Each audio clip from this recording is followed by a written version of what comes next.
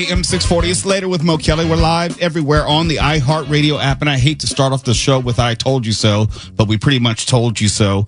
Last night we were talking about how Cassie Ventura's lawsuit opened the door for everything which you are seeing right now with respect to Sean P. Diddy Combs. And because of that lawsuit, there were another 9 which were filed in the days after that. And then you had the criminal charges filed by Homeland Security. And now, today, you have another lawsuit in which a woman is suing Sean Diddy Combs and also his head security person, Joseph Sherman, Bad Boy Entertainment, and various companies and attributed to Combs for alleged sexual assault and emotional distress, alleging Combs and Sherman, quote unquote, mercilessly raping her and other, I can't get too specific, but it's very graphic.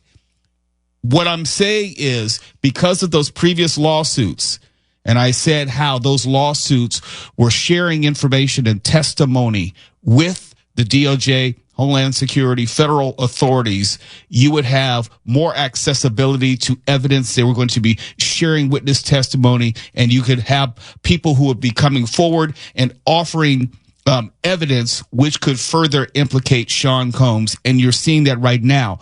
Although this is a civil suit, I'm quite sure this victim, alleged victim, is going to be talking with federal authorities as well and see if there are any criminal implications. Because of Cassie Ventura, because she was brave enough to step forward, you will see more and more people coming forward. Now, to a person who doesn't really understand how these things work, they may say, oh, they're just piling on. Oh, they're just trying to get paid. No, they're going to have to back up what they're saying. It's not like they're just going to make these allegations and then that's that and they'll get paid. No. They will have to go through the same type of scrutiny as everyone else. The only point that I'm trying to make is, since there are also criminal charges pending, you will see a back and forth and flow of evidence and testimony, shared information between the criminal allegations, that indictment, and also these civil lawsuits. We tried to tell you that this was going to be the reckoning for the music industry. And in my other work, I said that Sean Diddy Combs is arguably, and I would say almost definitely at this point, the most consequential member of the Me Too movement. Here's why. Jeffrey Epstein is not really connected and was not connected to the Me Too movement. Those are also criminal investigations, had been going on separate and distinct. Now, you can say Bill Cosby, but it wasn't the type of criminality which was alleged here. Even with R. Kelly, not the same depth of alleged depravity that we're talking about on this level. And given, I will say, the monetary access and success, the supposed billionaire status of Sean Diddy Combs, he is, at least at this moment, the most consequential result of the Me Too movement. Women coming forward, telling their stories, and then also Sean Diddy Combs being held to account. What you saw today, and I know that KFI News has been talking about it in the news bed, you're going to see more of. I'd be willing to bet that there will be other women and possibly men who will be coming forward. And yes, the larger public and the civil court system will judge them on their merits. Some will be taken seriously, some will not be taken seriously.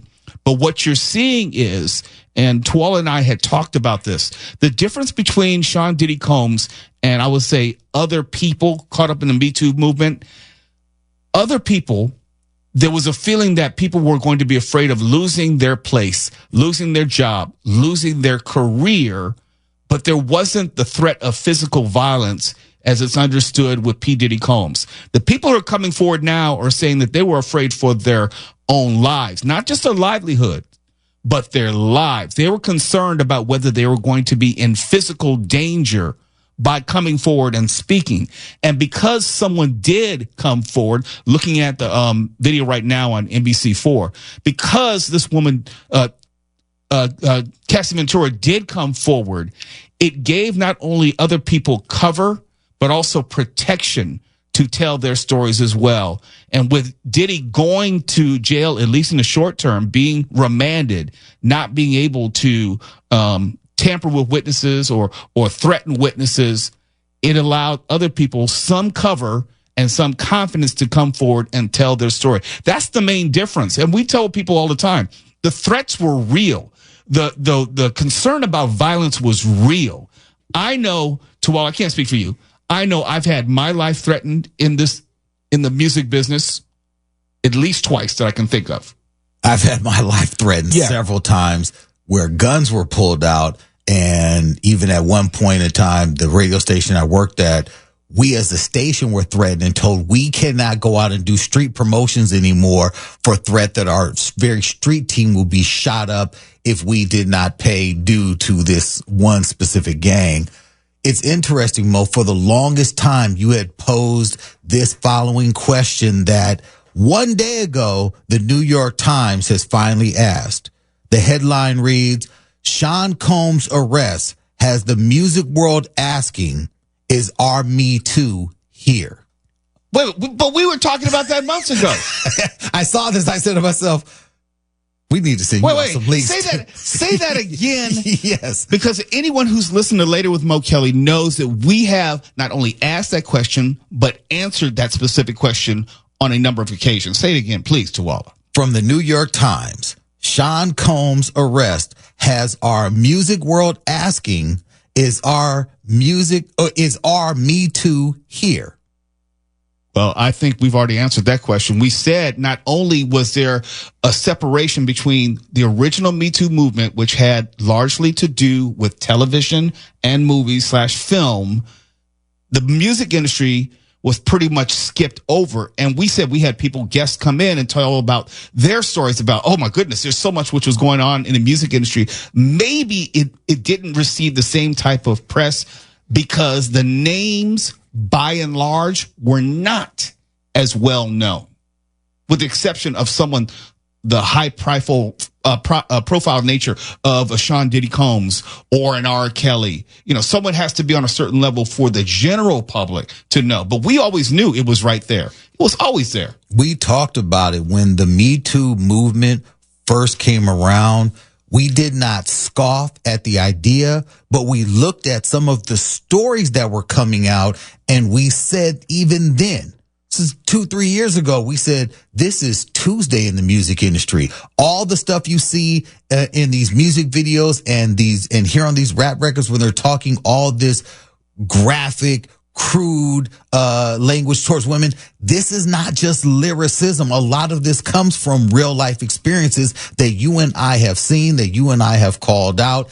And it was just a wonder. We said then, when is it going to hit and who's going to be the first domino to fall? We said, at least in terms of Diddy, there would be more people coming forward in the past week. I know that we've said exactly that. And we see that today with the press conference with Gloria Allred. This woman has sued Sean Diddy Combs, alleging violent, forcible rape. Statute of limitations prevents criminal prosecution. But I am sure, as I said before, that she will be offering testimony to federal authorities, because she also alleges that it was recorded. And so, remember, Diddy's house has been raided. If that video should also be part of what was raided from his house, look, I'm not a lawyer. I'm just saying the implications as far as pornography and the use of wire. Look, there could be other criminal charges pending which don't have to do specifically with rape, where the statute of limitations has expired. This is going to get a lot worse before it gets better. And if you didn't believe me last time, please believe me this time. There will be more people who will come forward. It's Later with Mo Kelly. We're going to talk about USC getting sued by Reggie Bush. I thought he was just inducted back into the fold of USC, and now he's turning around and suing the university. Yes, he is. We'll tell you why in just a moment. You're listening to Later with Mo Kelly on demand from KFI AM 640. And you know I'm a huge USC Trojans football fan. The team losing last Saturday against Michigan broke my heart. They should have won that game. I say that only because I followed the program for the better part of 40 years, going back to the days of John Robinson when he was head coach. So I know the USC program. I know what it's been through, the ups and downs, the probations, the vacated wins. I know what Reggie Bush meant to not only the program, but the institution itself. And it broke my heart when Reggie Bush had his Heisman Trophy stripped. Why? Because it was a part of the most recent scandal with USC of what was then impermissible benefits that his family was receiving from a third party. They stripped Bush of his Heisman Trophy, removed his name from the Heisman winner rolls, did not allow him to come to the ceremony. He was not allowed on campus at USC for anything. He was persona non grata. It was almost like he never existed at the university. USC lost one of its national championships as far as the record of it. They had a season worth of wins, which were vacated. They were limited a number of scholarships for the football team for a number of years. They were put on probation. It was devastating what happened to USC. But if you put it in the context of what is happening right now in college sports with NIL, name, image, and likeness, where players now can negotiate their own deals with different companies and ad agencies, what have you. And they're getting paid literally millions of dollars for use of their name, image, and likeness. And Reggie Bush, to make a long story short, is suing the university saying, hey, not only did you penalize me for trying to get just a little bit of money, you, USC, marketed my name, my image, my likeness. You made millions of dollars. And the lawsuit points to unrecouped NIL benefits involving revenue streams such as TV contracts, merchandise sales, and media rights, which Reggie Bush's people say are linked to his time and prominence at the university. And it also alleges that the school conference, as in Pac-12, and the NCAA took financial benefits from Bush's reputation without monetary acknowledgement. Well, that's basically a fact because none of the players were allowed to get any type of revenue then. And when you were in the early 2000s, when the USC was at its peak and Reggie Bush was on campus as an athlete, his number, now you may not know this, but USC players, they don't have the name on the back of the jersey, but you know the player's number. And Reggie Bush, his 5 number was being sold in stores everywhere, and it was making millions and millions of dollars for the university. And Reggie Bush is basically saying, wait a minute. How is it that you were able to, USC were able to make all this money, these millions of dollars, and me, I got sanctioned. I lost my Heisman Trophy for the pittance of money that my family received as far as this house somewhere, some impermissible benefits back then. But now, since everything is legal with NIL, shouldn't I be due some sort of compensation? And this is not an exact analogy, but he's basically saying, wait a minute, once upon a time, marijuana was illegal, but it's legal now. Shouldn't I be able to reap the benefits now because it is legal? You've made all this money and you penalized me. You use my name, you use my image, you use my likeness, and you've promoted USC. You got a national championship. You went to Rose Bowls, and you were making more than $15 million just for that appearance. And I, Reggie Bush, got absolutely none of that. But you didn't give back any of that money.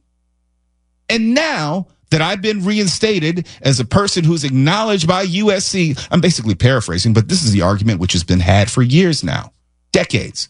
Now that I've been reinstated, now that the NCAA has given me back my Heisman Trophy, in part because they acknowledge the duplicitous nature of trying to sanction me or keep my Heisman Trophy away from me while at the same time paying players like Caleb Williams for his name, image, and likeness while he started USC.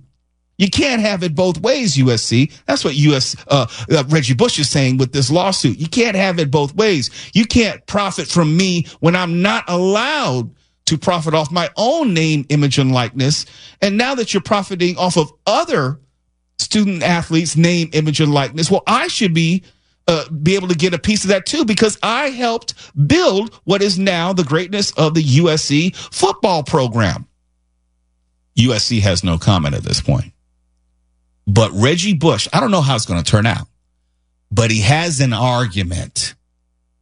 He has an argument for all the years that players did not get paid or any type of compensation. And I don't want to hear the BS about, well, they were given a college education and that's worth more than anything in the world. Hold on now. If that were true, then USC should give back some of the money. Because Reggie Bush more than earned his college education. He made the university, the institution, the program, the football conference, if you put it all together as far as broadcast rights, university fees, and also Rose Bowl appearance fees, bowl fees, hundreds of millions of dollars, of which Reggie Bush saw none of it. And there's an argument and a question to be answered as far as damage to his reputation, since all is supposedly forgiven. Since name, image, and likeness is fair game now. Since all of these players in college football are making millions of dollars, and they're making millions more than what Reggie Bush made. Reggie Bush is saying, hey, you didn't make it right then. Why don't you make it right now? And if you thought that Reggie Bush found that it was just water under the bridge because of how he was treated by the conference, the Pac-12, how he was treated by the university, USC, how he was treated by the NCAA, how they dragged his name through the mud for years, couldn't go on campus, couldn't be seen on the USC sidelines, couldn't in any way associate with the program. And now that they've reinstated all that, Reggie Bush is saying, no, you're going to have to do more than that. And it's going to have to come out of your pocket. It's later with Mo Kelly, KFI AM 640. We are live everywhere on the iHeartRadio app. And let's keep it in college academia. When we come back, we'll talk about the top public universities in the United States, according to the U.S. News and World Report. And I wonder if any of your favorite Southern California universities are on that list. Probably, because we're talking about it. You're listening to Later with Mo Kelly on demand from KFI AM 640. U.S. News and World Report has recently come out with its annual list of the best colleges in the United States for 2025. And as far as the top public colleges in the U.S., according to U.S. News and World Report, let's start with number 11, the honorable mention.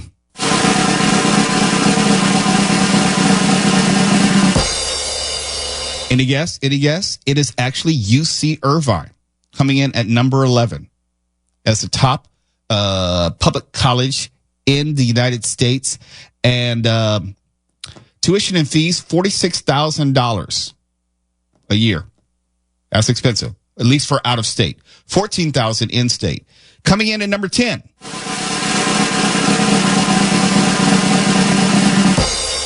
UC Davis. And it's only $15,000 in-state tuition. But if you're coming from out of state, $47,600. Oof. Oof. Oof. I feel like Mark Ronner right about now. You wish. Coming in at number 9.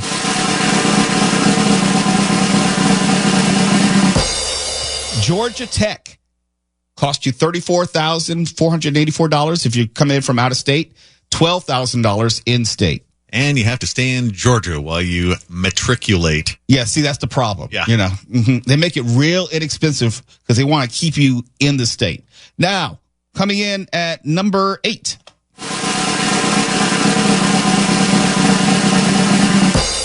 University of Texas, Austin. And it's about the same, $42,000 out of state, $11,600 in state. So if you're in Texas, University of Texas, Austin is definitely an option for you. Coming in at number 7.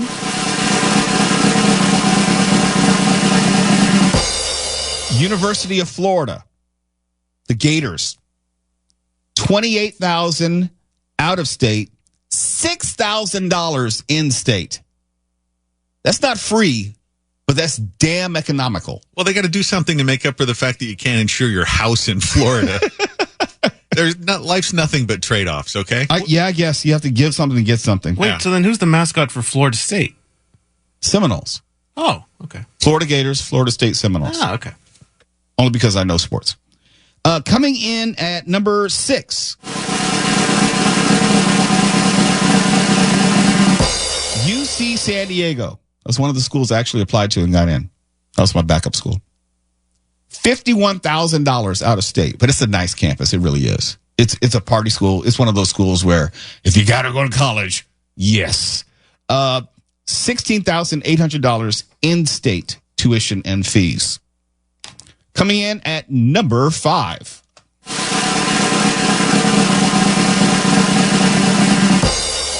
North Carolina, Chapel Hill. $41,000 if you're from out of state.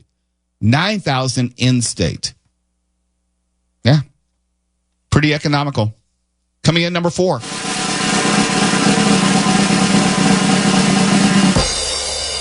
We call it UVA, University of Virginia. $60,900 if you're trying to go to UVA from out of state.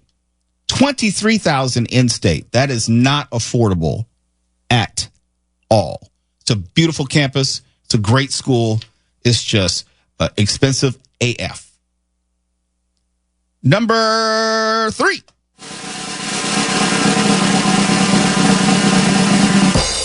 The school that just beat USC in football on Saturday, University of Michigan, Ann Arbor, the Michigan Wolverines. Another inexpensive school. $18,848 tuition and fees if you live in the state of Michigan. If you're out of the state, $63,000. Wowzer. For a public university. Yeah. And coming in at number 2.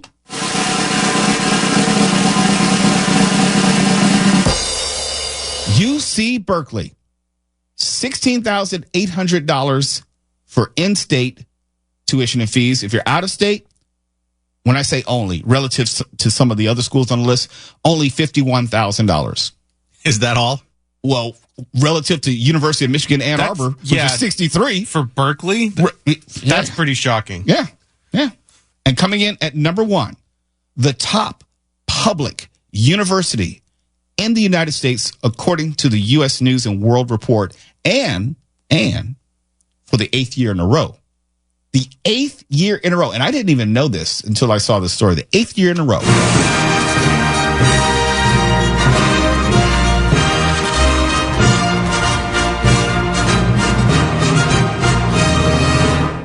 UCLA, the top public university in all these United States, according to the U.S. News and World Report. $14,208 if you should be from California and you want to go to UCLA, tuition and fees. If you're out of state, $46,000. Relatively speaking, that is a deal when you compare it to University of Michigan or University of Virginia. You wouldn't even know that's missing, Mo. You personally. What do you mean? $47,000 is nothing to you. Stefan, who does he think I am? Where does he think I'm getting this money from? I'm just frugal. I don't spend a lot of money. Okay. It doesn't mean I make a lot of money. I think that's couch cushion money for you. No. Maybe in another life, but not this life. No. Okay. I am very, very economical. He thinks you're one of the sharks in Shark Tank. Look, I'm flattered that he believes that, even if he's only saying it tongue in cheek. But the truth is, I just don't spend money. If I spend money, it's on things that I just like in the moment, because I don't collect anything. Like, I don't buy a lot of clothes. Buying a suit is a special occasion, and I like wearing suits, but I don't buy a lot of them. I don't buy shoes. I definitely don't spend money on new cars. I buy a new car every 15 to 20 years. So that's $700-800 of a car payment that I don't pay each month. I save that, and then I have like $8,000 for a vacation. I'm just living within my means. It's nothing special. That's all. Of course. Yes, of course. If you say so. Look, I tell you what, I have an old Honda, and you know this. Well, there's something we have in common. How about that? Yes. I'm not rolling in it. Please. This is KFI. They don't pay like that. Oh, I know. I've gotten a taste of that sweet host money lately. Okay, then you should know firsthand. Well, if I did it 5 days a week, that'd be another story entirely. Okay. Yeah, so you get 5 times a pittance, which equals what? A pittance? I got to be careful what I say here because I'd kind of like to do it again. Oh, yeah, you will. You will. But what you're saying, though, is if you go back to college for any reason, it's going to be community college. Well, here's the serious point. If I were to go back to college, I wouldn't, because financially it would not be worth it at this point in time unless I was trying to go into a whole different career, because an advanced degree doesn't do anything for me professionally. Not just the love of learning, Mo? No. You hate learning, admit it. No, ego-wise, I wanted to get my PhD back in the day. I absolutely wanted that. You wanted to force people to call you Dr. O'Kelly. You damn right. Uh-huh. Yes. But we don't say doctor for PhD. You're going to say it to me. Oh, no, they earn it. No, I don't absolutely. have a problem with that. Yeah. So, yeah. And then I realized, okay, it's way too much school, and I'm not ever going to be making any money ever. The best I could do is probably teach on a collegiate level. I could publish, but I could be an academic. Now, in today's world, you can parlay that into becoming like a personality. And you see a lot of professors, they're doing a lot of media, and they've made money that way. But as far as just having your PhD, no big deal financially. So there's no reason for me to go back to school to get an advanced degree for the purpose of forwarding my career. Now, if I were working somewhere and they paid for it, yeah, I'd do it. Oh, totally. Yeah. If they paid for it. But me, just because I can put it on a resume, no. I think, though, that you'd feel a lot more secure personally if you had an extra set of initials behind your name. I would. I would like the master's, PhD, some honorary degrees, just so I can walk around and lord it over people is the word you're looking for. Now it's more like shoving it in their face. Okay. It's important to be clear. Yes. It's later with Mo Kelly. KFI AM 640. We're live everywhere on the iHeartRadio app. And speaking of doctors, but medical doctors, Mpox, it's on the rise here. Here's what you should know. It's dangerous. We'll tell you about it next. You're listening to Later with Mo Kelly on demand from KFI AM 640. Mpox is a very serious thing, okay? And it's an issue here in L.A. County. The L.A. County Department of Public Health wants you to know, Stephan, you specifically. I need you to pay very close attention. Okay, I will. Monday, as in yesterday, L.A. County Department of Public Health announced that 52 cases of Mpox had been reported in the county over the last 4 weeks. That's more than twice the number of cases over the previous 4-week period. Okay, that's a trend. Of those new cases, about 70% of them affected people who were not vaccinated for Mpox. And the vaccine is strongly recommended for men. This is very important. Men or transgender individuals who have sex with men or other transgender individuals, as well as anyone involved in commercial or transactional sex. But here is most important. It can also be transmitted, because I know people say like, well, I'm not transgender. I'm not a man having sex with man. I don't have to worry about that at all. Well, let me scare you a little bit. It can also be transmitted through respiratory droplets from kissing, coughing, and sneezing. It is airborne. And as you heard in the song, the really inappropriate song that Stephan decided to play without my permission or my advisement, symptoms range from fever, chills, headache, and muscle ache to swelling of lymph nodes and unusual blister-like sores on the face, body, and genitals. Anyone with these symptoms is urged to contact a healthcare provider for testing. And Public Health has released the following tips to reduce the risk of spreading Mpox. Ask partners if they have Mpox symptoms or feel sick, and avoid intimate contact if there's a new or unexplained rash or illness until consulting a healthcare provider. And of course, limit the number of partners, especially those with unknown sexual history. Let's be honest. Do you really know someone's sexual history? Never. All you know is what they tell you. Yes. And everyone's going to put forth the best face on that. They're going to send out their publicists.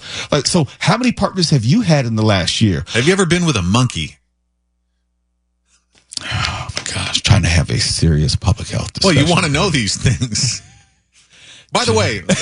By the way, Mo. Okay, yes. Why did they change it from monkeypox to Mpox? Were monkeys complaining? Did they feel insulted? No, there was a story on this. I don't remember the actual reason, but if we look it up, it had something to do with Twala. Do you remember? I remember there's something about monkeypox being politically incorrect. Yeah, it was like a variation, and they had to change it. Yeah. Yeah, it was being considered a slur because large in part, this was a virus that was spreading primarily amongst the LGBTQ, primarily gay community.